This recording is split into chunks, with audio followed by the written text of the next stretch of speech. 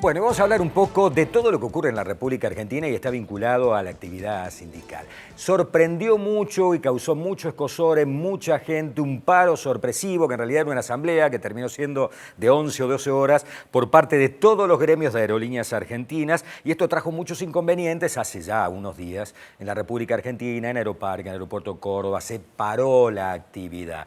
Y después de esto, esta semana se toma la determinación, o la empresa toma la determinación de suspender a 373 operarios de sus funciones justamente debido a esta medida de fuerza, y algunos dicen, bueno, han salido de alguna manera a apagar el incendio con nafta. Presentamos el tema, después lo hablamos con el laboralista Sapia. Aerolíneas Argentinas, que ha decidido suspender a 376 empleados por abandono de tareas o retención de tareas en las medidas que paralizaron 258 vuelos el 8 de noviembre, paro que duró 11 horas y afectó a más de 30.000 personas. Nosotros, a partir de esta situación, hemos resuelto convocar a un paro para el lunes 26 a partir de las 0 horas, paro total, cese total de actividades. Lo estamos anunciando hoy día miércoles. Todos los gremios. Todos los gremios que estamos acá reunidos, los 5 gremios. Así que esto es el primer paso.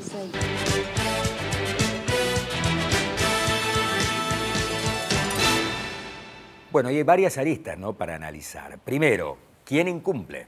Segundo, ¿se pueden tomar este tipo de medidas? ¿O es una exageración, digamos, desde el punto de vista sindical? Porque esto trae problemas, digamos. Si al daño se lo quieren causar a la empresa, y yo creo que se lo terminaron causando no solamente a la empresa, sino a otra enorme cantidad, 30.000 pasajeros que quedaron varados en distintos aeropuertos en la República Argentina. Ahora, ¿quién empezó por incumplir? Bueno, vamos a hablar un poco del tema con Jorge Sapia, que está con nosotros. Jorge, qué gusto.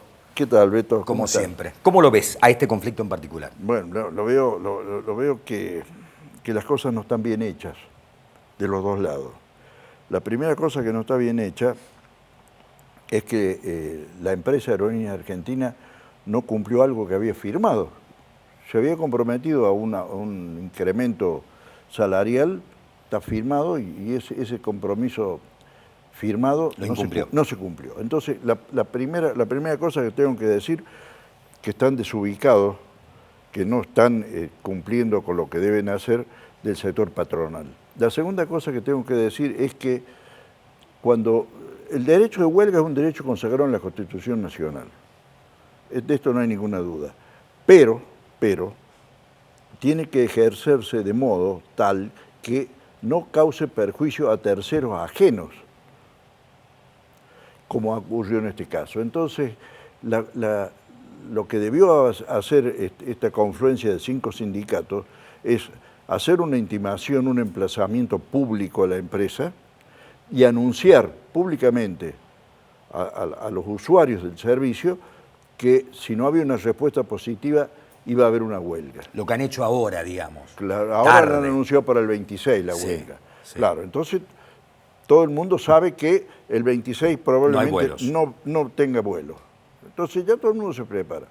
Es decir, hubo falta de respeto patronal hacia los trabajadores y la organización sindical, y hubo falta de respeto de las organizaciones sindicales hacia el público.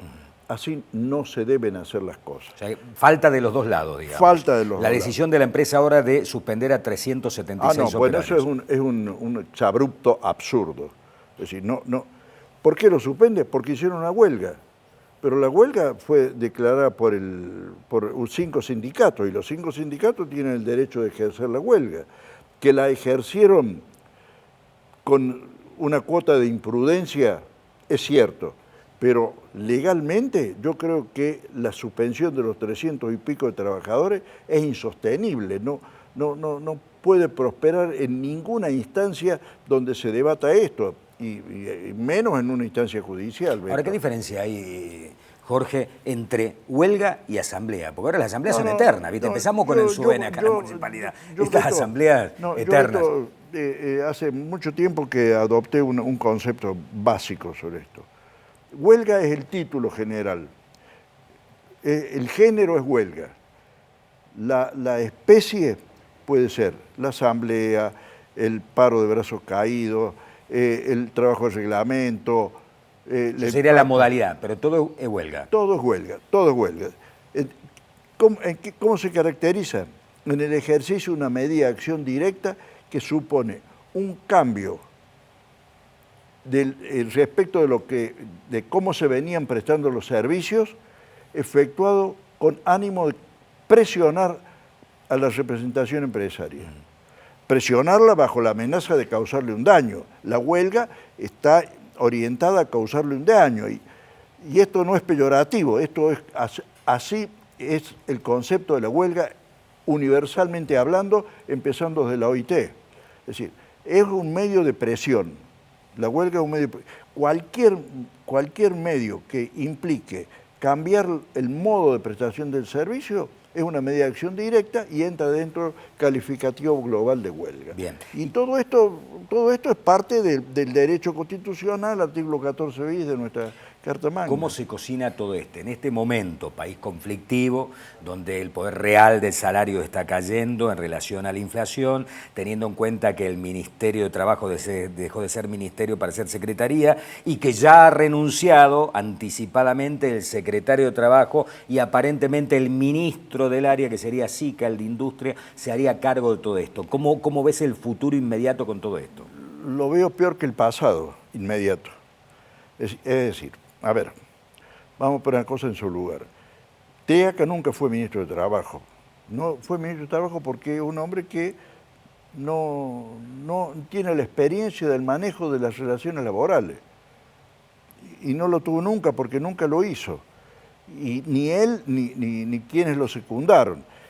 El secretario, cuando Teaca era ministro, el secretario de Trabajo era y es el subsecretario hoy, el doctor Pitró.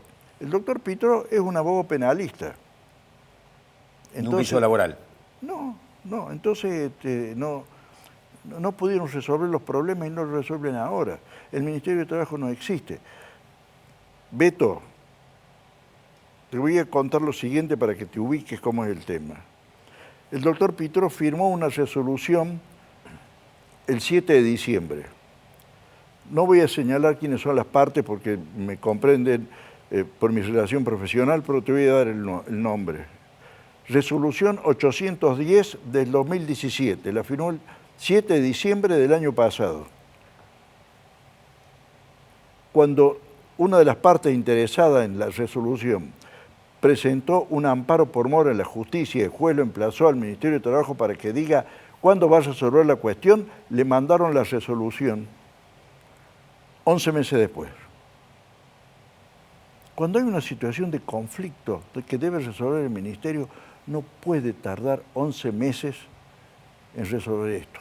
El Ministerio de Trabajo no existió y hoy no existe ni nominal ni efectivamente, porque es secretaría. Y la Secretaría de Trabajo no alcanza a tener la dimensión que exige la autoridad administrativa del trabajo para dirimir las situaciones de conflicto, y más en un país como este, en las circunstancias de crisis que tenemos hoy. No puedo no hacerte esta pregunta. Te saco del abogado laboralista destacado y ex ministro de Trabajo y te llevo al presidente de la Convención de Radicalismo. Digo, en la alianza de gobierno que integra tu partido, la Unión Cívica Radical, vos sos presidente de la Convención. ¿Se discuten estas cosas? No. ¿O no se discuten estas cosas? No, Beto, estas cosas no se discuten, no tengo con quién discutirlas, salvo con un grupo de amigos, porque no tengo diálogo con el presidente del Comité Nacional ni con los miembros del Comité Nacional. Entonces, estas cosas no se discuten. En la última hubo una cumbre de legisladores nacionales del radicalismo y presidentes de comités de provincia, hará un mes en el Hotel Presidente en Buenos Aires, y entonces ahí después de meses pude hablar con el presidente del Comité Nacional, a quien le mando mails que no me contesta, y entonces hizo un discurso muy optimista de lo que puede pasar en el país y habló de que hay que hacer una reforma laboral. Y entonces yo le dije, licenciado, dígame cuál es la reforma laboral que usted quiere hacer, porque me parece que deberíamos discutirla. Bueno, sí, ya vamos a hablar, me dijo. No hay diálogo, y no hay diálogo dentro del partido porque no interesa el diálogo, porque si tenemos diálogo vamos a discutir y vamos a debatir, y si debatimos van a tener que salir a la luz las severas y graves disidencias que tenemos dentro de Cambiemos. Alianza de la que yo creo que los radicales tenemos poco que hacer, porque está demostrado que la alianza la maneja el PRO es un partido totalmente distinto del radicalismo, que está llevando adelante políticas con las que el radicalismo no tiene nada que ver, y nosotros quedamos pegados a una consecuencia que no queremos y que nos está desfigurando como partido. Entonces, yo he planteado, y sigo planteándolo, que abramos un debate, tratemos de discutir si es posible llegar a celebrar un acuerdo programático dentro de Cambiemos, y si no se hace ese acuerdo programático o no consentimos lo que allí se acuerde, no tiene ningún sentido permanecer en Cambiemos, una alianza que, como toda coalición de partidos políticos, parte de un concepto básico: somos partidos diferentes, y si no acordamos algo en común que nos una, carece de sentido, salvo que haya un interés personal en conservar alguna banca, alguna gobernación, alguna intendencia. Es un problema que a mí no me preocupa. Doctor Sapia, como siempre, muchísimas gracias por haber estado con nosotros. Muchas gracias. Bueno, y algo que ver, ¿no?, con esto, porque adentro de la alianza cruje, digamos, no solamente la Unión Cívica Radical. El principal asesor económico del presidente de la Nación durante campaña dijo esta semana en un programa de televisión de América 24, en el programa de Novarecio, entre otras cosas: a mí me sacaron de la campaña porque yo decía la verdad. Y el gurú de la comunicación del presidente me dijo: no hay que decir la verdad, correte de la campaña, después vemos lo que hacemos. Y entre otras cosas dijo: en el Ministerio de Economía toman mate, porque el programa económico, lo que veníamos diciendo nosotros, es del Fondo Monetario, y la política monetaria es del Fondo Monetario. ¿Y la ministra de Economía de la Argentina, Christine Lagarde? El ministro de Economía es Duhovne, el presidente del Banco Central es Andleris. Simbólicamente se lo dice así. Yo hasta algún día sin hacer nombre dije, bueno, con programas tan rígidos toman mate la gente del área económica. Pero la verdad hay que admitirla, digamos, los grados de libertad que tienen un programa que, es justo decirlo, como contrapartida tiene un montón de dinero, los 3 ceros, 0 déficit, 0 emisión y 0 intervención, más allá de las bandas y todo este tema.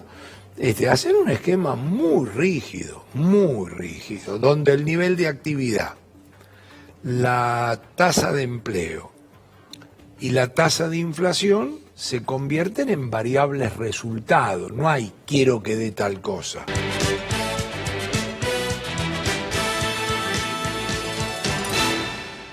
Bueno, y realmente estuvo muy interesante la entrevista que Novarecio le hizo al ex asesor de Economía o Económico del presidente Macri, ex titular del Banco de la Nación Argentina, también durante los 2 primeros años del gobierno, de la actual coalición de gobierno. Bueno, vamos a seguir hablando con los sectores de la producción en Córdoba, lo venimos haciendo con mucha asiduidad, hemos invitado a muchísimos sectores, cada uno se exponen realmente cuál es la situación que están padeciendo, que están pasando. Hay algunos sectores que se dedican a exportar y más o menos tenían las cosas arregladas y le va medianamente bien, y hay muchos otros que dependen demasiado del mercado interno y no les está ya yendo bien. Hugo Albado es el vicepresidente de la Cámara del Calzado de Córdoba y está con nosotros. Hugo, ¿cómo te va? ¿Qué tal? Un gusto. ¿Cuál es la situación de la señera industria del calzado en Córdoba? Bueno, la industria del calzado de Córdoba estamos pasando todo lo mismo, o sea, a nivel nacional. La industria del calzado es una industria que tiene mucha mano de obra, porque es de mano de obra intensivo, porque es todo manual. O sea, tenemos el tipo de maquinaria. Mucho de artesanal. Todo artesanal, exactamente, es artesanal.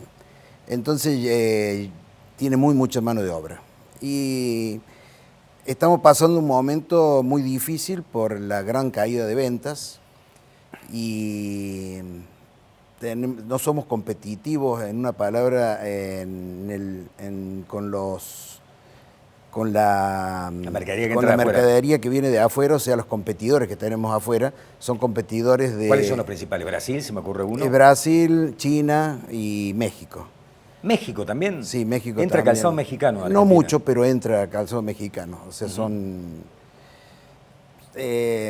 bueno, estamos peleando justamente con el tema del consumo. Nos ha bajado muchísimo. Estábamos fabricando 125 millones de pares en el 2015. Estamos hablando de toda la Cámara de Calzado de la República Argentina. De la República digamos, en este Argentina. caso. ¿Cuánta industria hay en Córdoba? En Porque en una Córdoba- época yo recuerdo, Juárez me parece que era el presidente de la Cámara de Calzado, te hablo de Sí. hace 30 años, 25 años atrás, hacíamos un programa en Canal 2 CBA o en el 10, creo que en este canal, y recuerdo que dijo que había 400 fábricas de zapatos en Córdoba. ¿Hoy cuántas quedan? En la fábrica hay 300 fábricas de zapatos aquí en Córdoba. Hoy hay Sí, 300. A nivel nacional hay 1.500 fábricas y que en su momento estaban empleados en 40.000 operarios.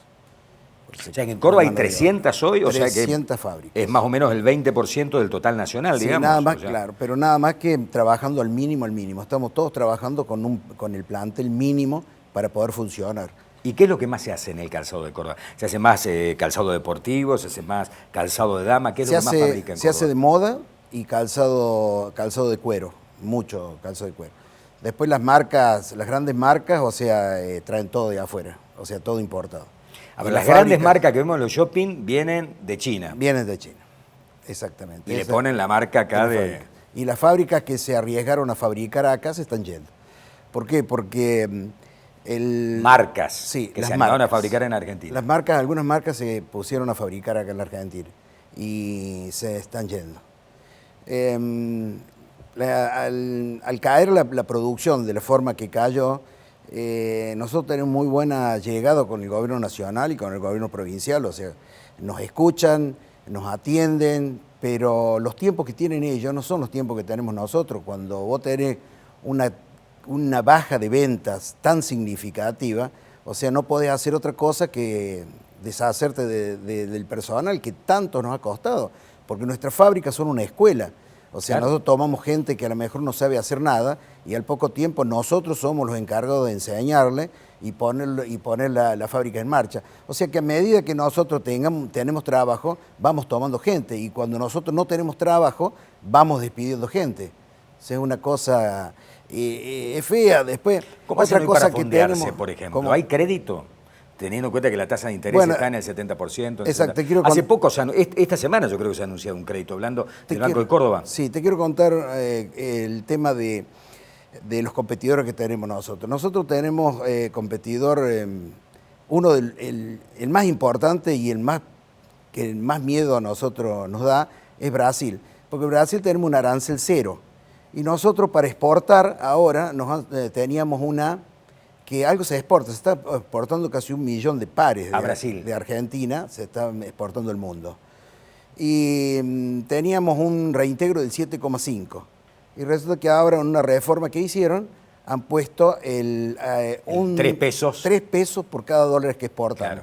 Y después tenemos una diferencia terrible con Brasil. Brasil, cuando vos tenés una exportación, Brasil, vos vas al banco con la factura y te prestan la plata para que hagas la exportación. Ahora sí, vos tenés que exportar por tanto y exactamente eso es lo que tenés que exportar.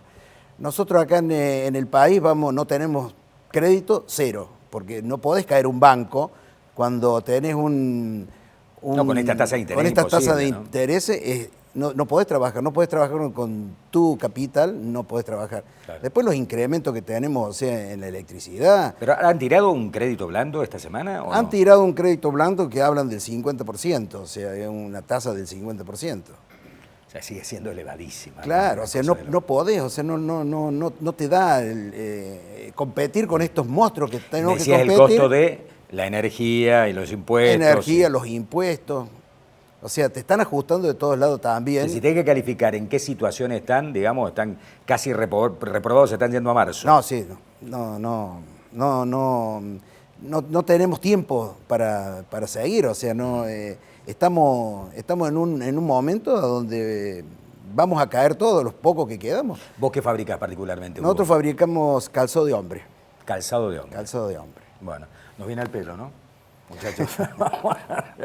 Claro, vamos a volver a la época del trueque, a la época del canje, ¿no? Con toda esta situación que se está viviendo. Es muy, muy triste, la verdad que muy triste porque somos todas empresas chiquitas y que colaboramos con la desocupación, que uno es el flagelo que hoy tenemos. ¿Cuántos empleados tenés vos? Nosotros tenemos 16 empleados.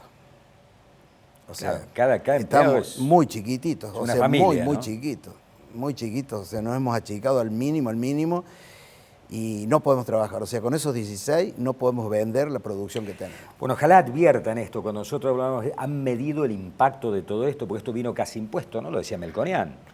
Esto es un corset que ha venido de afuera, prácticamente no hay margen de acción. Por eso vos decís, me atienden en Buenos Aires, pero no pueden resolver los problemas porque estamos encorsetados.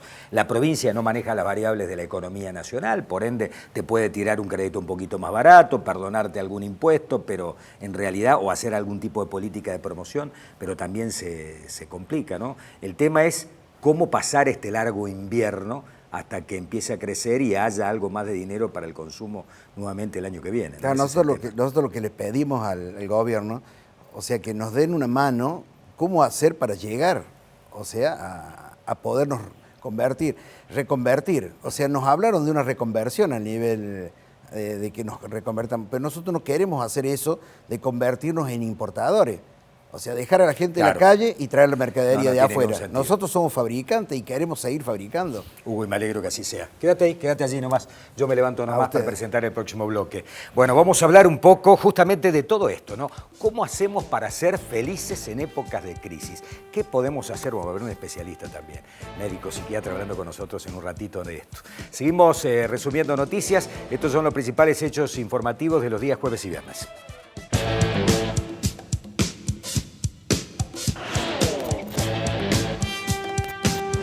El INDEC dio a conocer hoy los números de octubre con respecto a la necesidad del valor de la canasta básica total que reúne la cantidad mínima de alimentos, indumentaria y servicios que requiere una familia tipo para no caer debajo de la línea de pobreza.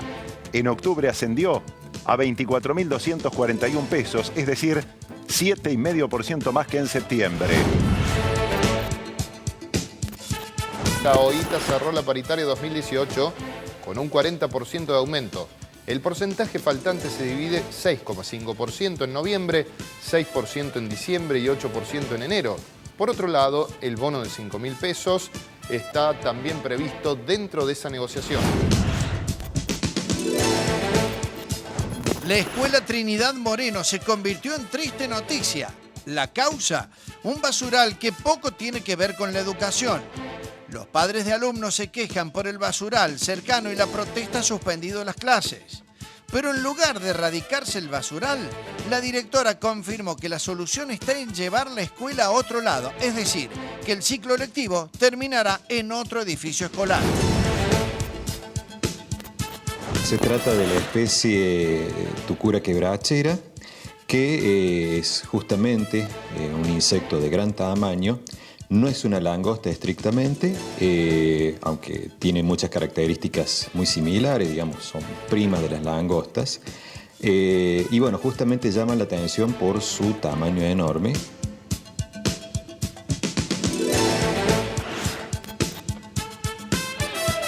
La policía descartó un intento de robo y vinculan el atentado ocurrido en la sucursal del Banco Río a una protesta mapuche por las inscripciones que encontraron en el exterior de la sucursal bancaria ubicada en San Martín y Sarmiento. Habría ingresado un sujeto que le cubría algo la cabeza y guantes y deja en el recinto, en el basurerito del lado del cajero, deja algo que inmediatamente prende fuego. Ya la Dirección General de Investigaciones está con el lineamiento de la Fiscalía participando e investigando el hecho. Estos 4 estudiantes de Ciencias de la Computación del FAMAF participarán en marzo del año próximo de la competencia mundial en el rubro que será en Portugal. FAMAF, esta sería ya la 8ª vez que compite en las finales del mundo. Este año fue en China, conseguimos un buen resultado quedando puesto 25 de las 140 universidades que compitieron. Así que bueno, esperamos repetir el año que viene una buena actuación. Tanto al profe Federico como a los alumnos Iván y Nahuel todavía les dura la emoción y repiten una y otra vez que no pueden creer haber obtenido el puntaje más alto en las Olimpiadas Nacionales de Programación. Nos llevaron a Buenos Aires una semana, se destacaban 6 colegios en conjuntos con otras provincias, trabajaban en grupo y de esos 6 destacados del país, ellos salieron primeros de de todo el país.